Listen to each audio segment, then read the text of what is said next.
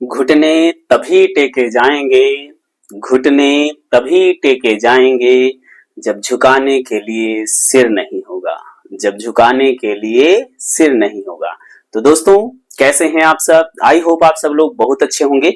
और आज की इस वीडियो में हम बात करने वाले हैं एक ऐसे टॉपिक के बारे में जिसके बारे में आप पहले से जानते होंगे, क्योंकि आप लोग थंबनेल देख कर आए हैं। जी हाँ, बिल्कुल आपने सही सुना और सही देखा। हम उसी टॉपिक के बारे में बात करेंगे जिसका आप थंबनेल देख करके जो है वीडियो में आए हुए हैं। तो चलिए हम बात करने वाले हैं एक ऐसे वायरस के बारे में जो बच्चों के लिए ही बहुत खतरनाक है, या कह लीजिए कि बच्चों में ही सबसे ज्यादा होता है। और वो भी कौन से बच्चों में होता है, आखिर बच्चों में क्यों होता है, और कौन सा वायरस है, इस वायरस से कौन सा रोग होता है, और ये वायरस हमारी बॉडी में कौन से ऑर्गन को अफेक्ट करता है, और इससे कौन सी डिसीज होती है ना, और यह हमारे बॉडी के लिए कितना नुकसानदायक होता है, और यह बुजुर्गों में या वयस्कों में ये रोग क्यों नहीं होता, ये वायरस क्यों नहीं आता। इन सारे क्वेश्चंस के जवाब मिलने वाले हैं आप सभी को, तो वीडियो में लास्ट तक बने रहिएगा। तो चलिए वीडियो को स्टार्ट करते हैं। अगर आप हमारे चैनल पर पहली बार विजिट कर रहे हैं तो चैनल को सब्सक्राइब कर सकते हैं। एंड अगर आपको वीडियो ये अच्छी लगेगी तो आप अपने दोस्तों के पास शेयर करना ना भूलिए। चलिए उसके पहले हम लोग सबसे पहले हम लोग वीडियो को स्टार्ट करते हैं। यहाँ पर हम बात करेंगे कि हम एक ऐसे वायरस के बारे में बात करने वाले हैं जिसे हम चांदीपुरा वायरस कहते हैं। पहला सवाल, सर इसका चांदीपुरा वायरस नाम क्यों रखा गया? क्योंकि चांदीपुरा वायरस को हमने यहाँ पर जैसे CHPV के नाम से जानते हैं, क्योंकि CH हो जाएगा चांदी और P फॉर हो जाएगा पूरा, V फॉर हो जाएगा वायरस, यानी CHPV का मतलब हो जाएगा, मीन्स हो जाएगा, एक्सपेंडेड फॉर्म हो जाएगा चांदीपुरा। यहां पर हम लिख दे रहे हैं, चांदीपुरा वायरस। यहां पर हमने लिख दिया चांदीपुरा वायरस। अब ये जो चांदीपुरा वायरस है, चांदीपुरा वायरस जो है, इसमें अब हम बात करेंगे कि जो सबसे पहले यहाँ पर इसका नाम चांदीपुरा वायरस क्यों रखा गया, फिर इसके बारे में हम और बातें करेंगे। तो यहाँ पर चांदीपुरा जो वायरस है ये महाराष्ट्र में, जिसे हम मुंबई भी कहते हैं, महाराष्ट्र के चांदीपुर गांव में पहली बार देखा गया था। और किस सन में देखा गया था?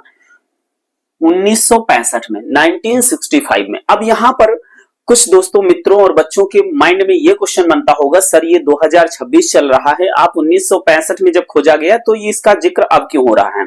देखिए, यह एक सीजनल डिसीज है और इसके बारे में हम लोग जैसे हमारी वीडियो कंप्लीट होगी, हमारे सारे के सारे डाउट कंफर्म हो जाएंगे, डाउट क्लियर हो जाएंगे। ठीक है, इन सब का जवाब आप लोगों को मिलेगा अभी। ठीक है, तो यहाँ पर सन 1965 में देखा गया, बट अभी यहाँ पर ये डोमिनेंट क्यों है, इतना ज्यादा चर्चा में क्यों है, अभी वीडियो के लास्ट तक आपको इन सारे प्रश्नों के जवाब मिल जाएंगे। ठीक है, चलिए अब दूसरा हमारा यहाँ पर सवाल है कि जो ये वायरस है सर, वायरस में न्यूक्लिक सब्सटेंस होता है, जेनेटिक मटेरियल होता है, और इनमें से डीएनए होगा या आरएनए होगा, मीन्स दोनों नहीं होता है, ये तो आप भली भांति जानते हैं। तो अगर डीएनए में अगर वायरस में डीएनए होता है या आरएनए होता है, कौन सा डीएनए होता है? सिंगल स्टैंडर्ड डीएनए होता है, डबल स्टैंडर्ड डीएनए होता है, सिंगल स्टैंडर्ड आरएनए होता है, डबल स्टैंडर्ड आरएनए होता है। अगर आप लोगों को ऐसे डाउट बने रहते हैं तो हमारे चैनल पर इससे पहले जो है वीडियो अपलोडेड है, वहां पर आप जाकर के देख सकते हैं, आपको डिटेल्स में बताया गया है और बहुत सारे एग्जांपल भी वहां पर दिए गए हैं। ठीक है, तो यहां पर हम बात करेंगे सर, जो ये वायरस होता है, जो चांदीपुरा वायरस है, जो चांदीपुरा वायरस है, इसमें जो जेनेटिक मटेरियल होता है वो आरएनए होता है। क्या होता है? आरएनए होता है। अब यहां पर बात आती है कि सर सिंगल स्टैंडर्ड आरएनए होगा या डबल स्टैंडर्ड आरएनए होगा। तो आपको बता दें कि यहां पर जो आरएनए का जो स्ट्रैंड होगा वो सिंगल स्टैंडर्ड आरएनए होगा। कैसा हो जाएगा? सिंगल स्टैंडर्ड आरएनए हो जाएगा। तो अगर आप लोग जो है यहाँ पर स्क्रीन पर भी देख सकते हैं, सिंगल स्टैंडर्ड का मतलब होता है ऐसा स्ट्रेन या ऐसा वायरस में जो है सिंगल स्टैंडर्ड आरएनए पाया जाता है। चलिए अब नेक्स्ट सवाल यहाँ पर, नेक्स्ट क्वेश्चन यहाँ पर है हमारा। सबसे पहले यहाँ पर लिखा गया है कि लिखा है it is a rare but blood borne pathogen, means यह सर कैसे स्प्रेड करता है, कैसे एक पर्सन से दूसरे पर्सन में जाता है, क्योंकि अभी हमने कहा बच्चों में जाता है, वो कौन से बच्चे होंगे, अंडर 15 ईयर्स ओल्ड होने चाहिए, मतलब अगर वो 15 साल से कम है तो उन्हीं में यह रोग होता है। तो यह रोग कैसे होता है सर, ब्लड टचिंग से, ब्लड टचिंग से। अब देखिए यहाँ पर कुछ लोग ये सोचते हैं कि मेरे हाथ में कोई इंजरी नहीं है और हम लोग क्या कर देते हैं, हैंडशेक कर लेते हैं, हैंडशेक करते हैं। आपको मालूम होना चाहिए कि जो हमारा आरबीसी होता है, आरबीसी से कई गुना, आरबीसी से कई गुना, यानी कि जहां से हमारी बॉडी से ब्लड नहीं आ सकता है वहां पर आराम से बैक्टीरिया जा सकता है, कई गुना छोटा होता है, कई गुना बैक्टीरिया छोटा होता है। तो इसलिए आप ये ना समझे कि हमारे हैंड में इंजरी नहीं है, ब्लड नहीं निकल रहा है तो बैक्टीरिया वायरस नहीं जा पाएगा, तो इस भ्रम में मत रहिएगा, ठीक है। कभी कभी इंजरी हो जाती है, ब्लड नहीं निकलता है और उसमें से वायरस चला जाता है। तो ये वायरस जो है ब्लड बॉर्न पैथोजन है, मतलब ब्लड के ट्रांसफ्यूजन से, ब्लड के ट्रांसमिशन से, ब्लड जो है बाई ब्लड टचिंग से जो है ये एक डिसीज पर्सन से या जो आपका इन्फेक्टेड पर्सन है उससे हेल्दी पर्सन में ट्रांसमिट हो सकता है। तो अब बात करते हैं इनके मेडिएटर कौन कौन से हो सकते हैं या वेक्टर कौन कौन से हो सकते हैं। तो आप सभी जानते हैं जैसे हमारे मॉस्किटो हो जाता है, मॉस्किटो जो हो जाता है, अभी चलिए हम पढ़ेंगे, आपको बताएंगे, उसका नंबर बाद में आता है, तो यहाँ पर 1 बाय 1 हम पढ़ते हैं, ठीक है। तो ये हमारा जो है ब्लड से होने वाला एक रोग है, किसे है, ब्लड से होने वाला एक रोग है। उसके बाद हम बात करते हैं सर ये जो वायरस है ये हमारी बॉडी के कौन से, यानी हमारे बच्चों में कौन सा बॉडी का जो पार्ट है वो इन्फेक्ट कराता है या अफेक्ट करता है। तो बच्चे, आखिर सबसे पहला सवाल यहाँ पर एक सवाल ये है कि सर बच्चों में ही क्यों होता है, बच्चों में ही क्यों होता है। तो आप सबको मालूम है कि जो बच्चे होते हैं उनकी इम्यूनिटी 0 रहती है ना। आपने देखा होगा जब पहले के जो बच्चे घरों में जब जन्म लेते थे तो उसमें जो है जब बच्चे घर में हुआ करते थे तो जो स्ट्रेंजर या कह लीजिए बाहर के जो लोग हैं वो अलाउ नहीं करते थे, बच्चे को छूने से मना किया जाता था, क्योंकि वहां पे हेल्दी बैक्टीरिया उस बच्चे को मिल जाएंगे और फिर बच्चे के पास में कोई इम्यून सिस्टम नहीं है तो वहां पर उस बच्चे को क्या कर सकते हैं, इन्फेक्ट कर सकते हैं, ठीक है। तो यहाँ पर जो बच्चा होता है वो अंडर 15 यानी 15 साल से कम है, तो उसके ब्रेन के ऊपर एक मेम्ब्रेन बनती है, ब्रेन के ऊपर एक मेम्ब्रेन बनती है। उस मेम्ब्रेन का नाम यहाँ पर आप देख सकते हैं, यहाँ पर मैंने लिख दिया है, इसको हम बोलते हैं ब्लड ब्रेन बैरियर। अब यहाँ पर देखिए भाई, आप समझेंगे सर ये कौन सा बैरियर है ना। तो आपको बता दें कि देखिए हमारी जो ब्रेन होती है, हमारा जो ब्रेन होता है, ब्रेन के ऊपर जैसे हमारा ड्यूरामीटर होता है, पैरामीटर होता है, अरेक्नॉइड होता है, मतलब बहुत सारा जो लेयर होता है, 3 लेयर होती है। तो ये जब तीनों लेयर मिल जाती है तो उसको क्या बोल देते हैं, मेनिंजिस बोल देते हैं। क्या बोल देते हैं, मेनिंजिस बोल देते हैं। और कभी कभी मेनिंजिस में जो इन्फ्लामेशन हो जाता है उसको हम मेनिंजाइटिस बोल देते हैं। क्या बोल देते हैं, मेनिंजाइटिस बोल देते हैं, ठीक है भाई। तो यहाँ पर जो सिफेलाइटिस हो रहा है, देखिए यहाँ पर जो सिफेलाइटिस हो रहा है तो उसे एंसेफेलाइटिस कहते हैं, मतलब मस्तिष्क में सूजन आ जाती है। अब मस्तिष्क में सूजन कैसे आती है, देखिए भाई, जो हमारे जब मान लीजिए कोई बच्चा है उसको किसी इन्फेक्टेड मॉस्किटो ने बाइट कर लिया। अब जो इन्फेक्टेड मॉस्किटो था उसमें जो आपका चांदीपुरा वायरस है ये इन्फेक्ट कर गया बॉडी में और यह ब्लड बहते बहते उसके ब्रेन में पहुंच गया। अब देखिए बच्चे में अभी वो लेयर बन रही है, वो जो लेयर है, अभी हमने कहा इस लेयर का नाम क्या है, ब्लड ब्रेन बैरियर, यानी कि एक ऐसी लेयर, ऐसी ब्रेन में लेयर जो ब्लड को सीधे नहीं जाने देती है बल्कि ब्लड को ऊपर ही रोक देती है और उस मेम्ब्रेन से सिर्फ न्यूट्रिशनल सप्लीमेंट ही ब्रेन को जाते हैं। तो वो मेम्ब्रेन चूंकि बन रही होती है तो वहां पर बहुत सारे हमारे ब्लड पार्टिकल्स के साथ साथ ये वायरस चला जाता है और वायरस जो है उसमें रुक नहीं पाता है या लेयर रोक नहीं पाती, क्योंकि लेयर अभी तो बन ही रही है। तो वो वायरस हमारे ब्रेन में चले जाते हैं, यानी बच्चों के ब्रेन में चले जाते हैं, ठीक है। हम लोगों में क्या होता है, हम लोग वयस्क हो गए तो हम लोगों में वो ब्रेन डेवलप हो गई, जिससे वो जो ब्रेन होता है, ब्रेन में जो न्यूट्रिशनल सप्लीमेंट की जाएंगे वायरस को वो अप्लाई नहीं होने देगी या फिर अलाउ नहीं करेगी, ठीक है, या कह लीजिए फिल्टर नहीं होगा, ठीक है। तो यहाँ पर जो इस डिसीज को क्या कहते हैं, एक्यूट एंसेफेलाइटिस सिंड्रोम कहते हैं। क्या कहते हैं, एक्यूट एंसेफेलाइटिस सिंड्रोम कहते हैं। इन शॉर्ट में इसे हम AES कहते हैं। क्या कहते हैं, AES। E फॉर क्या हो जाता है, एक्यूट, E फॉर हो जाता है इंसेफेलाइटिस और S फॉर हो जाता है सिंड्रोम। अब सरल शब्दों में अगर हम समझना चाहें तो सर इंसेफेलाइटिस क्या होता है, इंसेफेलाइटिस का मतलब होता है कि मस्तिष्क में आने वाली सूजन को हम इंसेफेलाइटिस या मस्तिष्क शोथ कहते हैं, ठीक है। इंसेफेलाइटिस का मतलब होता है मस्तिष्क में आने वाली किसी भी प्रकार से मस्तिष्क में आई हुई सूजन को हम इंसेफेलाइटिस कहते हैं। तो ये वो वायरस हमारी बॉडी में जाएगा, ब्रेन में जाएगा, और वहां पे जो हमारी ये जो लेयर है जिसको हम ब्लड ब्रेन बैरियर बोलते हैं, ये बनी नहीं होती है, तो जिससे यहाँ ब्रेन में सीधा चला जाता है। ब्रेन में जाएगा तो वहां पे सेल को खाएगा, अपनी संख्या को बढ़ाएगा, जिससे ब्रेन में क्या हो जाता है, इन्फ्लामेशन हो जाता है। और उसी इन्फ्लामेशन जो संलक्षण होता है, जो सिम्टम्स होते हैं, उसी को हम क्या बोल देते हैं, उसी को बोलते हैं एक्यूट इंसेफेलाइटिस सिंड्रोम। यहाँ पर एक वर्ड और आया है जिसे हम एक्यूट कहते हैं। देखिए, दो डिसीज जो होती है हमारी, आप जानते होंगे, एक होता है एक्यूट, एक होता है सीवियर।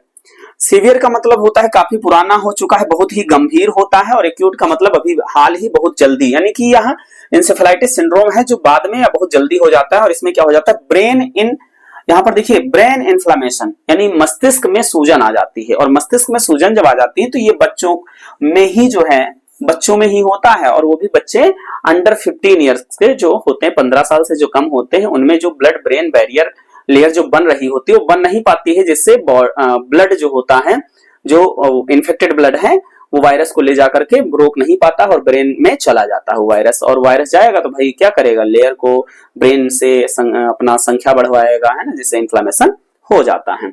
अब बात आती है कि ये अभी तक सर 1965 में देखा गया, बट अब सुनाई पड़ा। तो चूंकि ये सीजनल होता है, सीजनल इसलिए होता है भाई, पानी वर्षा, तो अब मॉस्किटो हो गए, है ना, इसके अलावा बहुत सारा जो है, ये कह लीजिए सर्वाइवल कंडीशन हो जाती है। तो यहाँ पर देख सकते हैं, कैन प्रोग्रेस रैपिडली टू, अब देखेंगे यहाँ पर भाई, यहाँ पर ये जब अपना प्रोग्रेस करती है, अपना प्रोग्रेस करती है, सीजनल होता है ना, सीजनल होता है, तो यहाँ पर ये क्या करती है, बहुत तेजी के साथ बहुत तेजी के साथ में ये क्या करा देती है, कोमा का, यानी कोमा आप जानते होंगे, कोमा जानते हैं, कोमा में होता है कि कोई कोमा में चला गया तो 2 साल, 4 साल, 10 साल, 20 साल, 50 साल, पता नहीं कब होश में आए, है ना, मतलब बेहोश, है ना, पड़ा रहता है, तो उसको कोमा बोल देते हैं, या डेथ हो जाती है। और ये कितने घंटों में हो जाती भाई, विथ 24 to 48 आवर्स, यानी जो है लगभग 24 से 48 घंटे में ऐसा देखा गया है।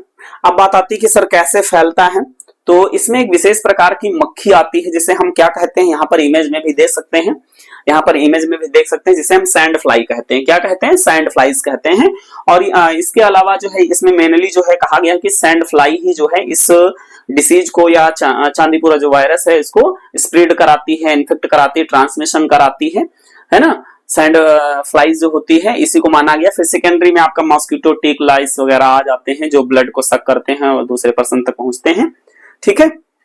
अब बात आती है सर इसके साइन क्या होंगे, कैसे हम इसको आइडेंटिफाई कर लें, तो इसके जो है एक जनरल साइन होते हैं और दूसरा सीवियर साइन होता है। जनरल साइन जैसे हाई फीवर, हेडेक और वोमिटिंग, मतलब बहुत तेजी के साथ बुखार आ जाना और सिर दर्द होना। इसके अलावा वोमिटिंग यानी उल्टी हो जाना, और फटीग, बहुत ज्यादा थकावट महसूस होना, ठीक है।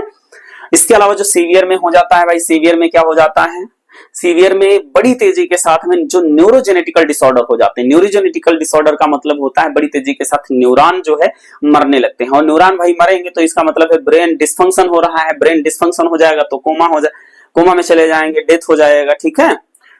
या कह लीजिए कि ये वायरस क्या करेगा भाई, ब्रेन में जाता, मैंने पहले कहा ब्रेन में चला जाता है तो अपना भोजन करेगा, अपनी संख्या को बढ़ाएगा, तो न्यूरॉन को खाएगा, वहां पे न्यूरॉन ही होती है ना।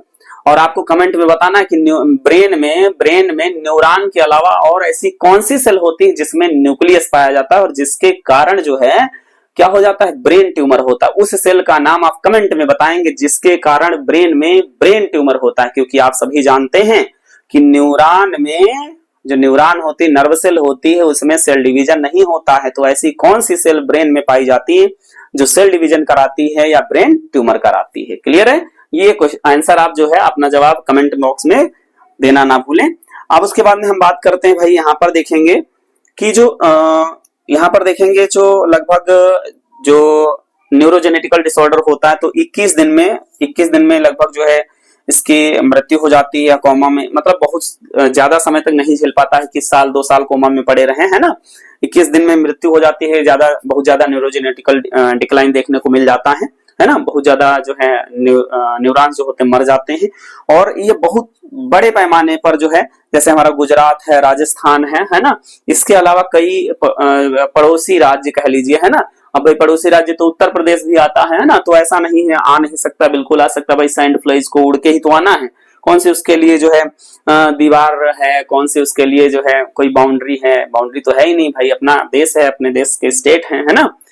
तो आ सकती, बिल्कुल आ सकती है। तो इसीलिए हमें अलर्ट रहने की जरूरत है। तो इसीलिए हम लोग को जो है मच्छरदानी का उपयोग करना चाहिए, जल भराव को रोकना चाहिए, है ना, जल भराव को रोकना चाहिए। और खाने पीने वाली सामग्री पर जो है मक्खियों वगैरह को बैठने से बचाना चाहिए, इनहिबिट करना चाहिए।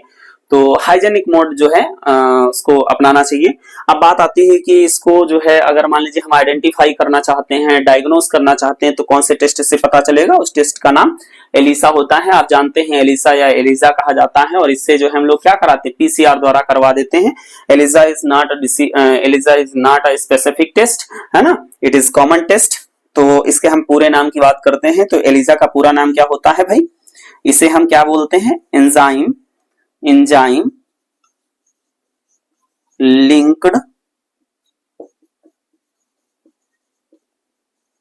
इम्यूनो सॉर्वेंट ऐसे। इस टेस्ट जांच कराते हैं, अगर पॉजिटिव हो जाती है तो भाई चांदीपुरा वायरस जो है, तो वहां पर ट्रीटमेंट डायग्नोसिस की जरूरत है। और हम चाहते हैं कि आप सभी लोग जो है मच्छरदानी का प्रयोग करें और एंटी रिफ्लेक्टर प्लांट लगाएं और क्रीम वगैरह जेल वगैरह का उपयोग करें, जिससे आप लोग जो है हमेशा हेल्दी रहें और स्वस्थ रहें। आप सभी लोग पढ़ते रहें। तो अगर कोई भी आपकी क्वेरी होती है, कोई भी टॉपिक आपको पूछना है, कोई क्वेश्चन है, कोई डाउट रह गया है, तो कमेंट करना ना भूलें। फिर मिलते हैं अगली वीडियो में, तब तक के लिए bye bye and take care.